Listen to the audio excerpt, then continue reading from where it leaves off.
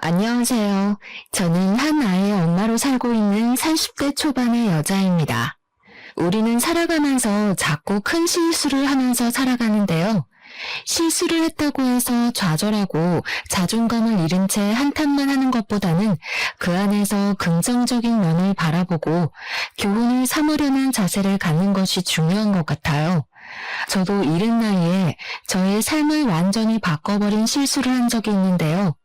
그때 저를 보고 누군가는 혀를 차며 젊은데 고생한다는 사람이 있었고, 누군가는 다 지나간다면서 이겨낼 수 있다고 용기를 준 사람도 있었답니다. 저도 사연을 즐겨 들으면서 지금 힘든 시절을 겪고 계신 분에게 용기를 건네고 싶어 이렇게 제 이야기를 들려드려 볼까 해요. 저는 전문대를 졸업하고 작은 회사에 취직해서 사회생활을 시작했답니다. 제가 고등학교에 들어가자마자 어머니가 병으로 돌아가셔서 아버지가 회사를 다니시며 저를 힘들게 키워주셨죠. 그래서 저는 고생하시는 아버지를 위해 독립하고 싶은 마음에 또래보다 빠르게 취직을 했답니다. 20대 중반이어서 퇴근하고 나면 친구들과 어울리는 걸 즐겼는데 제 친구의 지인과도 몇 번 술자리에서 만나게 되면서 친해지게 되었죠. 저에게 호감을 강하게 표시했기 때문에 어느샌가 매일 연락하는 사이가 되었고 자연스레 사귀게 되었죠. 남편은 갓 군대를 전역하고 복학한 대학생이었어요. 직장인과 연애를 했으면 편했을 텐데 역시나 시작부터 삐걱거리는 일이 생기더라고요. 초반에는 남편이 전혀 부담 갖지 말라고 하면서 데이트 비용도 거의 냈는데 저는 돈을 벌고 남편은 용돈 받는 입장이다 보니 점점 미안해지더라고요. 그래서 시간이 갈수록 제가 내는 횟수가 점점 늘어나기 시작했답니다. 처음에 제가 산다고 하면 화를 내던 남편은 나중엔 거의 당연하게 생각하는 것 같았어요. 동갑이었지만 제가 돈을 버니까 양보해야 하는 부분이라고 이해하고 넘기기로 했죠. 저는 아직 나이가 어렸기에 결혼은 전혀 생각하지 않았고 사실 남편과 성격이 잘 맞는 것 같지 않아서 이별을 준비하고 있었어요. 그런데 몸이 너무 무겁고 나른하고 어느 날은 샤워기를 들 힘도 없을 정도로 컨디션이 안 좋아졌어요. 어머니가 병을 늦게 발견하시고 돌아가신 게 저에겐 큰 트라우마가 되었기에 조금이라도 몸이 아프면 병원에 가는 게 습관이었거든요. 그래서 바로 내과에 가봤는데 산부인과에 한번 가보라고 하는 게 아니겠어요? 그럴 일이 없다고 부정했지만 2달 정도 생리를 하지 않았다는 걸 깨닫게 되었어요. 저는 남편과 함께 산부인과에 가게 되었고 임신 6주라는 걸 알게 되었죠. 아직 하고 싶은 것도 많은 어린 나이에 너무 갑작스럽게 찾아온 아기 때문에 저는 충격을 받았어요. 당장 아버지한테 말씀드리기도 너무 민망하고 죄송스러웠고요. 남편은 소중한 생명인데 우리가 지켜야 한다며 바로 결혼을 하자고 하더라고요. 그렇게 남편과 아버지와 저녁 식사 자리를 잡고 조심스럽게 말씀을 드렸어요. 아버지는 놀라신 듯 한참 동안 아무 말도 없으시더니 저의 행복이 우선이라고 제가 원하는 대로 하라고 해주셨어요. 어떤 상황이든 아버지는 제 뒤에 있을 거라고요. 남편은 아기를 포기하는 건 인간이 하는 짓이 아니라면서 아직 학교에 다니고 있지만 아기를 위해 좋은 곳에 취직도 하고 잘 사는 모습을 보여주겠다고 아버지에게 호언장담을 했답니다. 그때는 그런 모습이 믿음직스러워 보였죠. 아버지의 허락을 받은 뒤에 처음으로 시댁을 찾아갔는데요.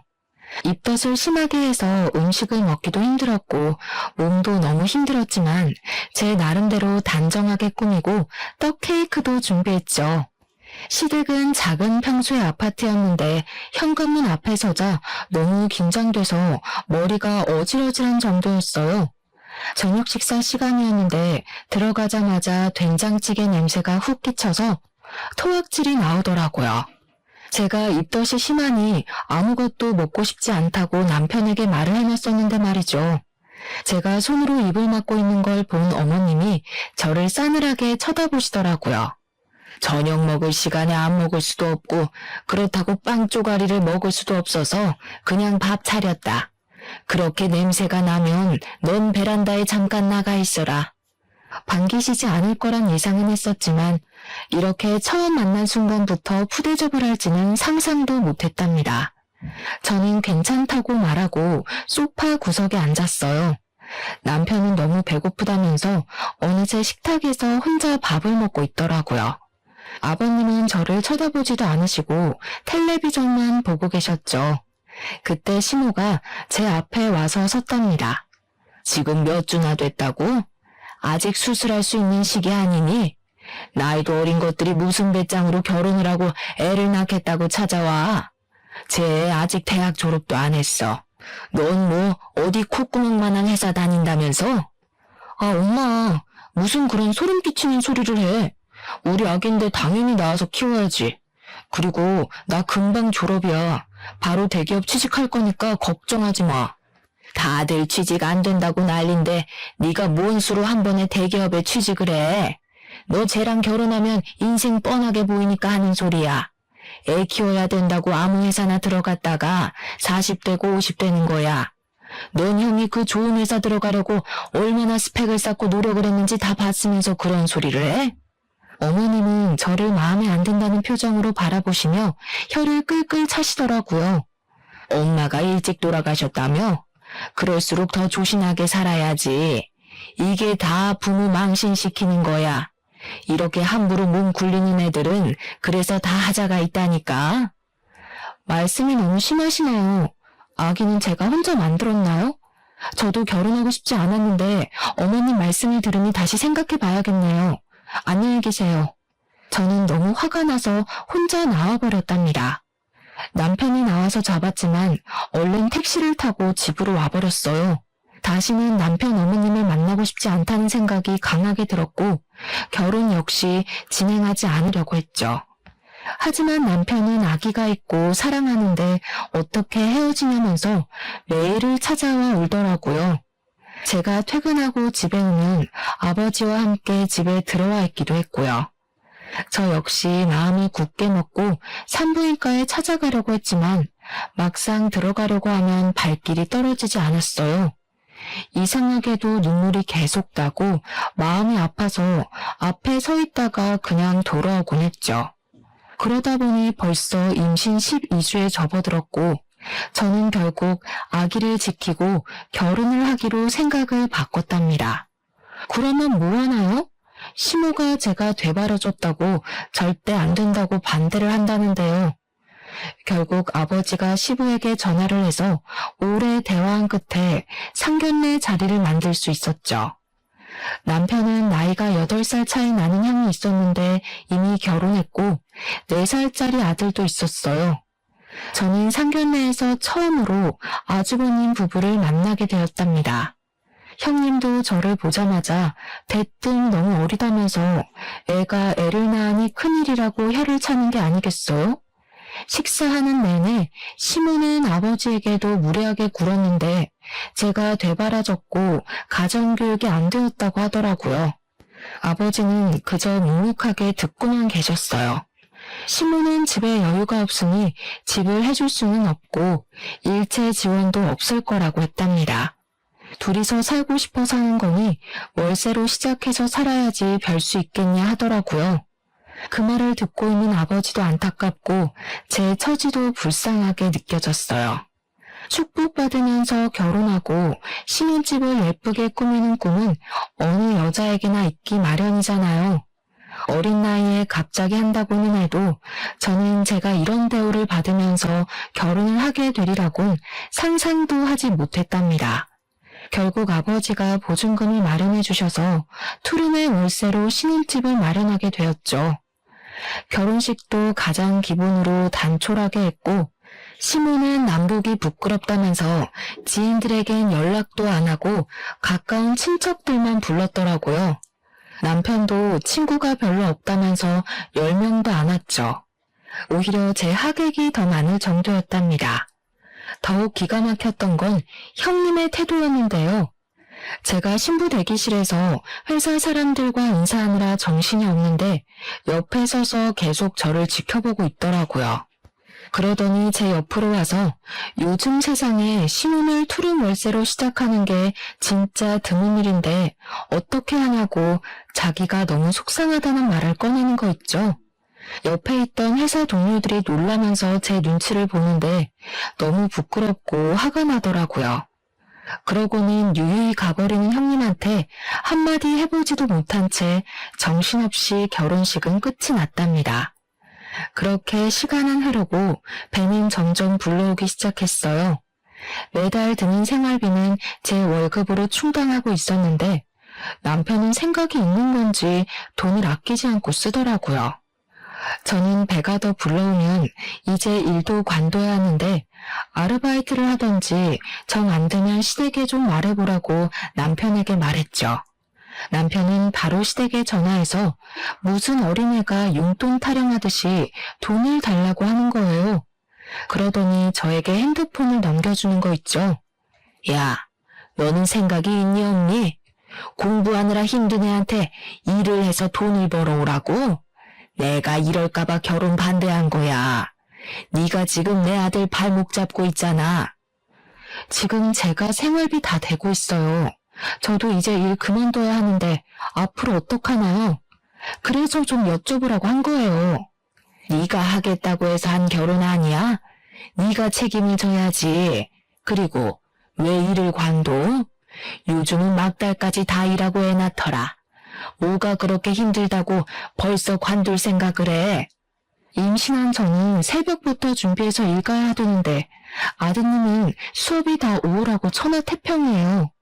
그럼 아침 시간이 비면 잠깐 아르바이트 할 수 있는 거죠. 왜 제가 다 해야 돼요? 아침에 공부를 하는지 잠을 자는지 네가 어떻게 알아? 네가 봤어? 우리 아들 어줍잖은 데 가서 돈 벌어오라고 시키지 말고 네가 애 낳기 전날까지 다녀. 대기업 다니려면 스펙 쌓으면서 준비해야 되는 거 알아 몰라? 그러고는 전화를 끊어버리더라고요. 저는 친정아버지에게도 차마 말을 할 수가 없어서 저는 정말 애 낳기 일주일 전까지 일을 다녔습니다. 회사 동료들이 오히려 제 몸 상태를 걱정할 정도였어요. 차마 돈이 없어서 다닌다는 말은 하지 못하고 젊어서 괜찮다며 웃어 넘겼죠. 임신 기간 내내 제가 먹고 싶은 음식 사 먹어본 게 손에 꼽을 정도여서 너무 서러웠답니다. 그런데 남편은 밖에서 사 먹을 거 다 먹고 술도 먹고 다니더라고요. 제 카드는 안 쓰는 걸 보니 시모가 따로 용돈을 챙겨주는 모양이었어요. 기대하지도 않았지만 그렇다고 자기 손주를 임신한 며느리한테 과일 한 번 사준 적 없고 집에 찾아오지도 않았답니다. 저는 그렇게 아기를 출산하면서 회사를 그만두게 되었어요. 워낙 작은 회사였기에 저에게 육아휴가까지 주면서 남아있으라고 하진 않더라고요. 암묵적으로 잘린 거나 다름없는 상황이었답니다. 저는 좁은 집에서 매일 아기를 돌보며 육아를 하게 되었는데요. 책을 읽으면서 준비를 했는데도 막상 진짜 아기를 키우자 너무 힘들고 어렵더라고요.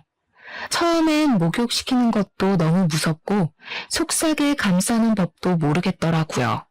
이럴 때 남들처럼 친정엄마가 함께 도와주고 알려주면 얼마나 좋았을까 하는 생각에 서러움이 밀려왔죠. 시부모는 아기를 낳은 당일에 병원에 와서 손주 얼굴만 쓱 보고는 저는 보지도 않고 가버렸다네요. 남편은 그렇게 소중한 생명이라고 말을 하더니 막상 아기가 태어나자 신경도 잘 안 쓰더라고요. 처음엔 제가 시키는 대로 젖병을 타고 기저귀도 갈아주고 하더니 시간이 지날수록 도서관에 가서 공부해야 한다면서 아침 일찍 나가서 밤늦게 나오는 날이 늘어나기 시작했어요. 저는 아기와 하루 종일 씨름하느라 머리도 못 감는데 남편은 나갈 때마다 얼마나 꾸미고 나가는지 보고 있으면 기가 막히더라고요. 너는 하루에 10분도 아기 봐주지도 않으면서 학교에 그렇게 꾸미고 갈 시간이 있어? 그럼 학교 가는데 너처럼 후줄근하게 입고 다니면 좋겠냐? 아기는 집에서 노는 엄마가 봐야지. 네가 낳자고 해서 낳은 아기야. 근데 왜 나만 다 책임져야 돼? 잠도 못 자고 제대로 밥도 못 먹고 샤워도 못 해. 너는 내가 불쌍해 보이지도 않아? 그리고 생활비는 어쩔 거야? 나 모아둔 돈도 없는데 네가 돈을 구해와야 될 거 아니야.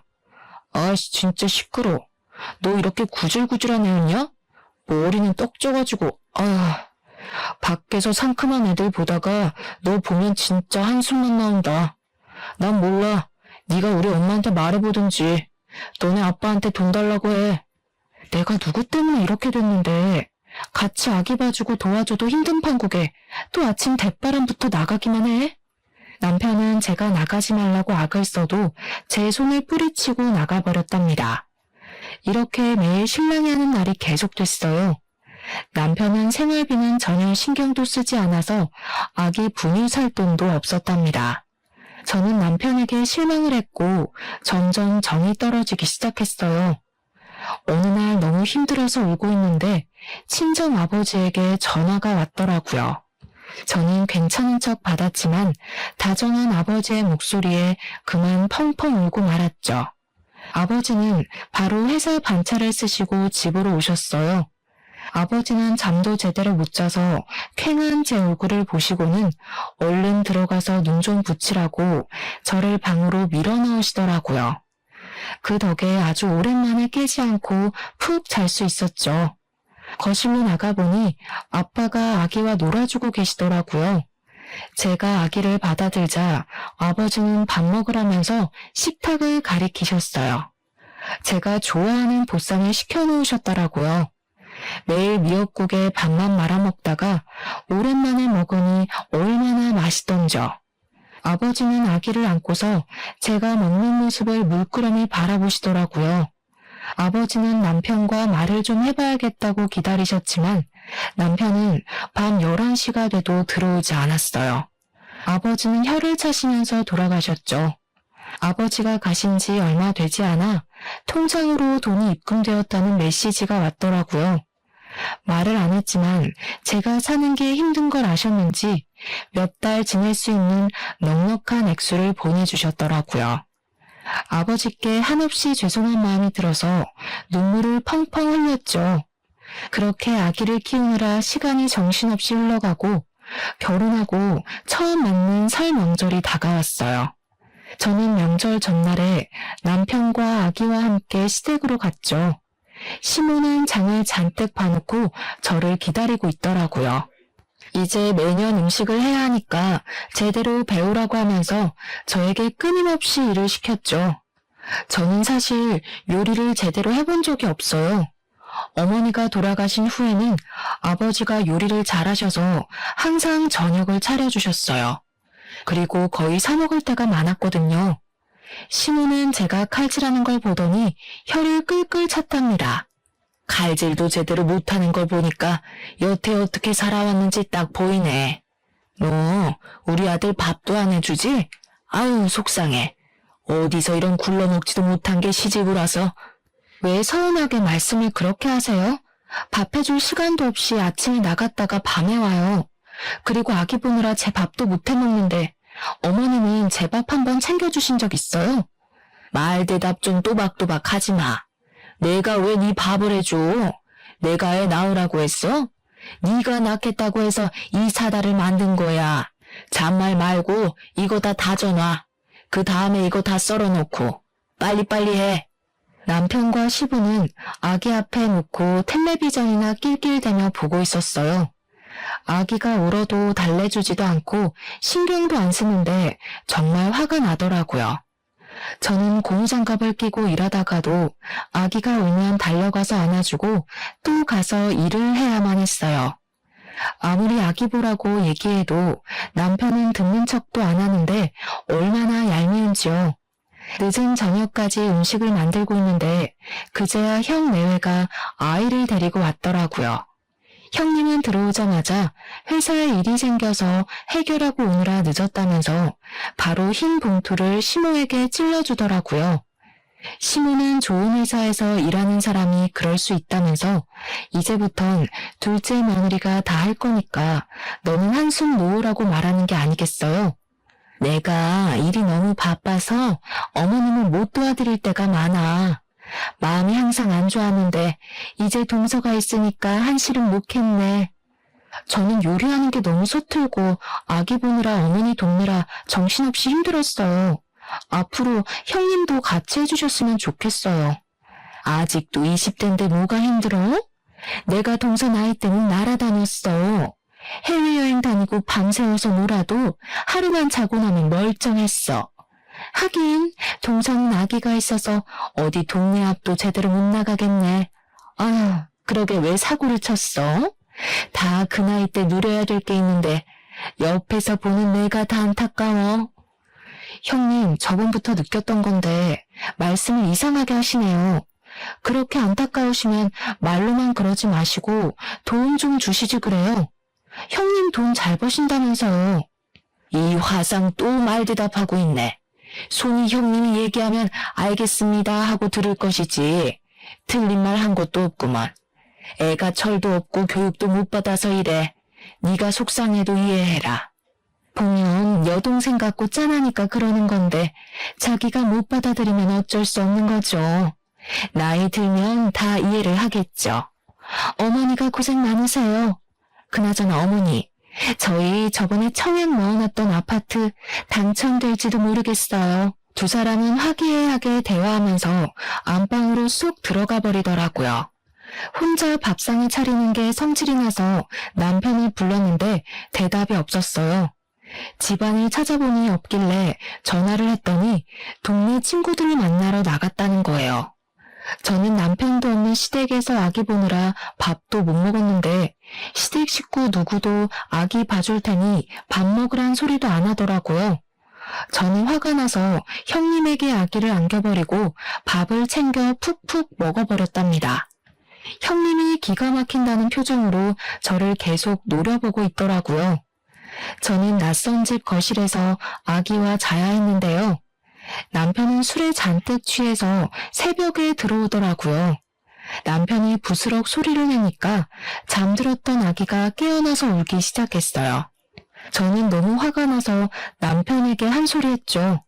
지금이 몇 시야? 난 시댁 눈치 보면서 아기 보고 있는데 또 술을 먹고 들어와? 오랜만에 친구들 만났는데 그럼 어떡해. 쪽팔리게 아기 있다고 나 먼저 들어가냐? 그때 소리를 들은 시모가 불이 나게 거실로 나오더라고요. 너는 시댁에 와서도 남편을 잡고 있어? 남자가 오랜만에 친구 좀 만나서 늦게 들어올 수도 있지. 왜 이렇게 남편을 다그쳐? 얘가 진짜 못된 짓만 골라서 하네? 어머니, 진짜 너무하시네요. 저를 싫어하시는 건 알지만 어떻게 손주한테도 신경을 이렇게 안 써주세요? 저 부려먹으려고 부르신 거지 진짜 같이 명절 보내자고 부르신 거예요? 전 이 집 판이 아니에요.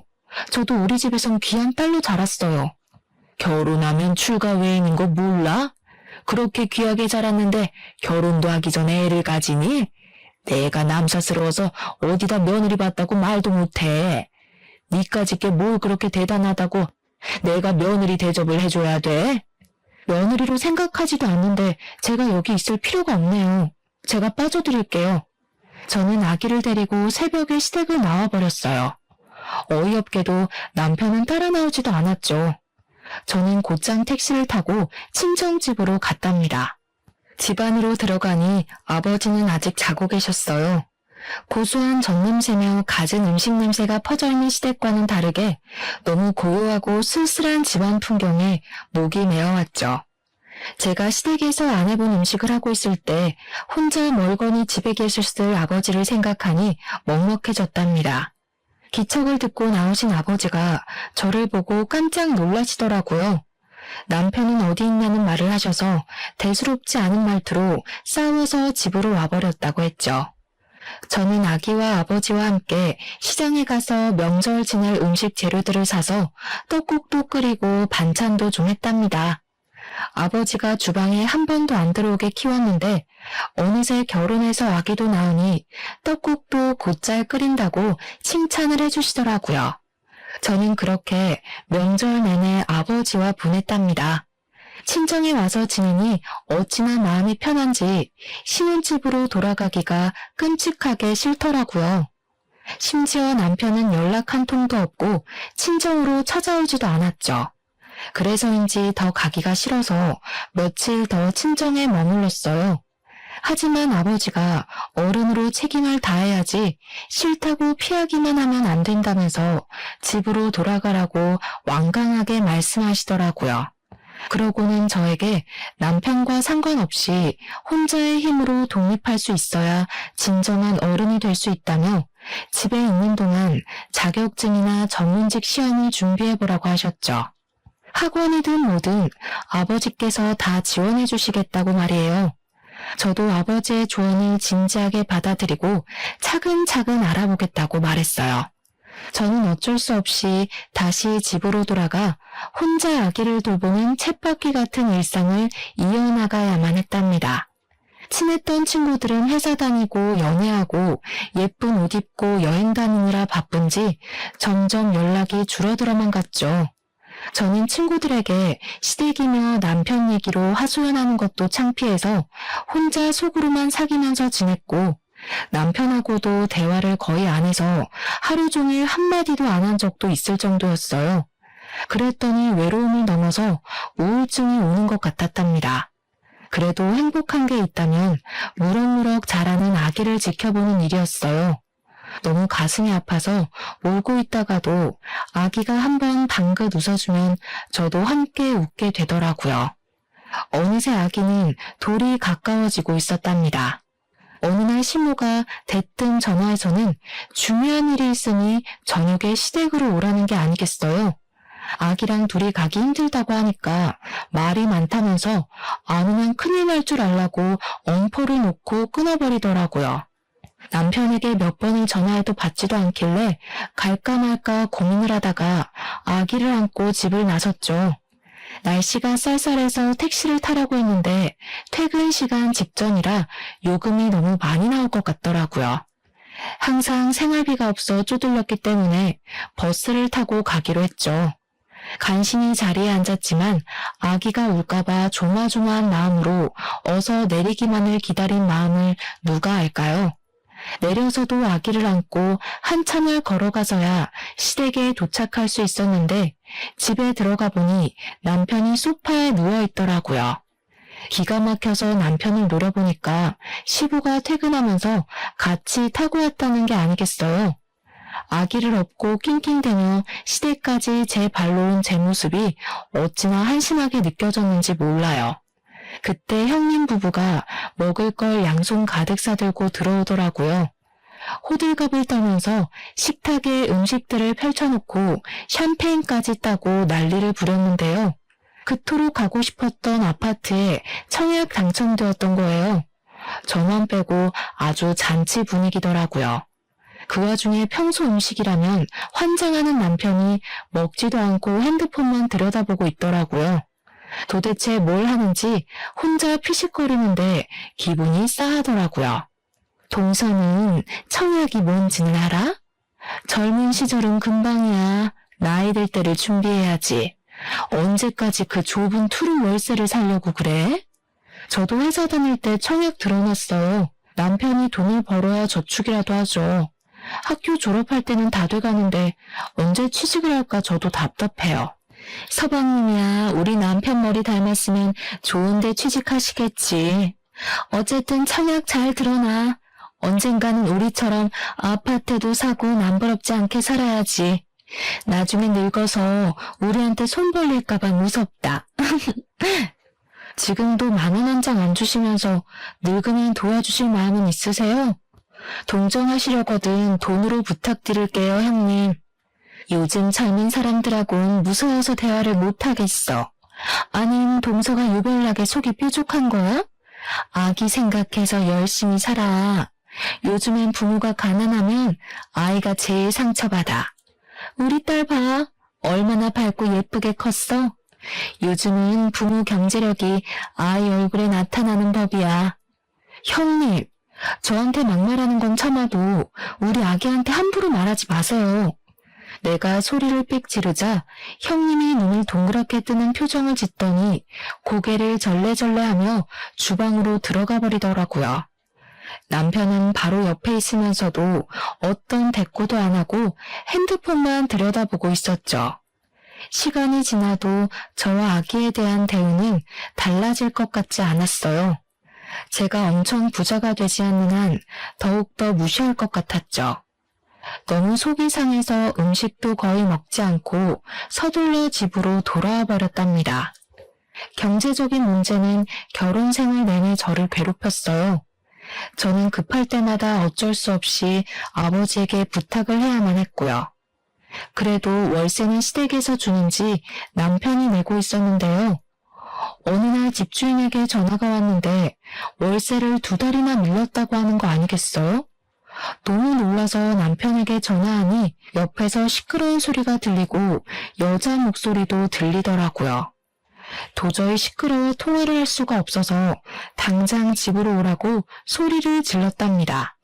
하지만 남편은 또 밤늦게 나타났어요. 집주인한테 전화 왔는데 월세가 2달이나 밀렸다며. 어떻게 된 거야? 집에서 월세 받는 거 아니었어? 아니, 쓸 돈이 모자라서 잠깐 썼어. 나도 학교 다니려면 돈이 있어야 되잖아. 유지비도 필요하고. 뭐? 유지비? 개똥 같은 소리 하네. 지금껏 아기 기저귀 하나 지 돈으로 사본 적이 없는 게 머리에 똥 만든 게 무슨? 야, 너 남편한테 말 다 했어? 너 내가 우리 엄마한테도 말 대답하는 거 다 참고 아무 말도 안 하고 있었는데 너 진짜 안 되겠다. 연애 때랑 완전히 딴판이야. 너 나 속였냐? 네가 날 속였겠지. 너네 엄마가 나 무시하고 상처 주는 말 하는 건 안 들리니? 너 당장 나가서 편의점 알바라도 해서 돈 벌어와. 아님 너네 엄마한테 말해서 월세 당장 내거나. 아 싫어. 네가 말하든지 말든지 난 몰라. 쫓겨나면 그만이지. 넌 너네 집으로 가고 난 우리 집으로 들어가서 살던가. 아님 너네 아빠한테 좀 말해보던가. 장인어른 월급 많이 받으시잖아. 남편은 방으로 문을 쾅 닫고 들어가 버리더라고요. 그렇게 몇 시간이 흘렀고 저는 다시 대화를 해보기 위해 방으로 들어갔답니다. 남편은 천하태평하게 침대에 뻗어서 잠을 자고 있더라고요. 남편의 옆에 있는 핸드폰에서 메시지 알람이 울리길래 쎄한 기분이 들어 한번 확인을 해보기로 했어요. 아니나 다를까 어떤 여자와 깨볶는 메시지를 끊임없이 보내고 있더라고요. 여자의 프로필 사진을 보니 남편과 둘이 찍은 사진을 대문짝만하게 걸어두기까지 했더라고요. 저는 계속 핸드폰만 보는 남편을 보면서 어느 정도 심증이 있었기에 크게 충격받지도 않았답니다. 저는 재빠르게 저의 핸드폰으로 다 옮겨 담고 남편을 흔들어 깨웠죠. 너 이거 뭐야? 남편 노릇도 안 하면서 너 지금 바람까지 피워? 야, 남의 핸드폰을 왜 봐? 너 이거 범죄야? 이게 진짜 못된 짓만 골라서 하네. 나 진짜 지겨워서 이렇게 못 살겠다. 아 진짜 지긋지긋해. 남편은 그렇게 도망치듯이 나가버렸고 며칠이 지나도 집에 들어오지 않았어요. 그러던 어느 날 누군가 배를 누르게 봤더니 시모가 찾아온 게 아니겠어요. 시모는 집 안에 들어서자마자 혀를 끌끌 차시더라고요.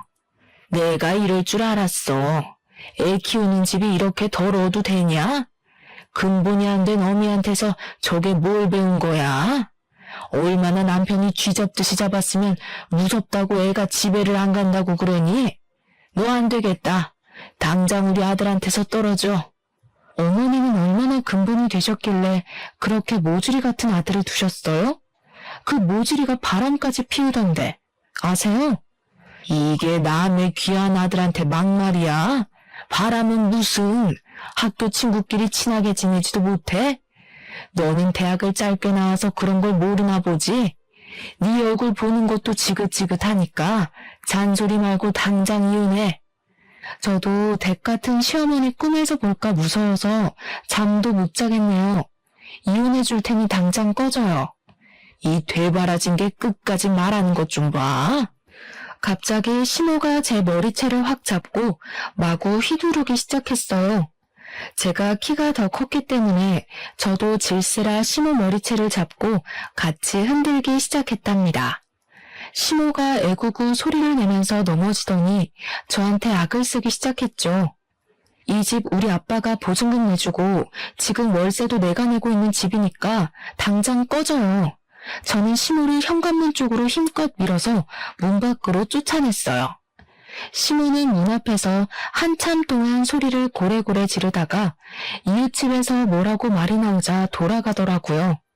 그렇게 시간이 흘렀고 시댁 연락은 받지도 않고 발길도 끊었죠. 남편은 아예 시댁에서 살면서 학교를 다니더라고요. 저도 남편에게 더 이상 미련이 남아있지 않았기 때문에 연락도 하지 않았어요. 어느 날 저는 아기를 업고 남편의 대학교로 찾아갔죠. 남편 학과 건물 앞에서 점심시간까지 기다렸는데 건물 안에서 남편이 한 여자와 손을 잡고 나왔어요. 아주 풋풋한 캠퍼스 커플이 따로 없더라고요. 남편이 저를 발견하자 깜짝 놀라 여자를 잡은 손을 빼고 뒤로 물러서더라고요. 저는 여보라고 크게 소리치며 남편에게로 빠르게 걸어갔답니다. 저는 남편에게 아기를 팍 안기고 옆에 있던 상간녀에게 다가가서 다짜고짜 머리채를 휘어잡았어요. 너 얘가 유부남의 애까지 있는 거 알아 몰라? 알면서도 만나는 거야? 나요, 아파요. 난 진짜 몰랐어요. 정말이에요. 남편은 아기를 안고 있어서 상간녀에게 가지도 못하고 발만 동동 구르고 있더라고요. 저는 상간녀를 거칠게 밀어 넘어뜨렸어요. 상간녀가 헝클어진 머리를 수습하며 일어나더라고요. 상간녀가 남편 앞으로 가서 남편 머리가 돌아갈 정도로 뺨을 세게 내리치더라고요. 오빠 진짜 유부남이야? 이 거지 같은 게 진짜?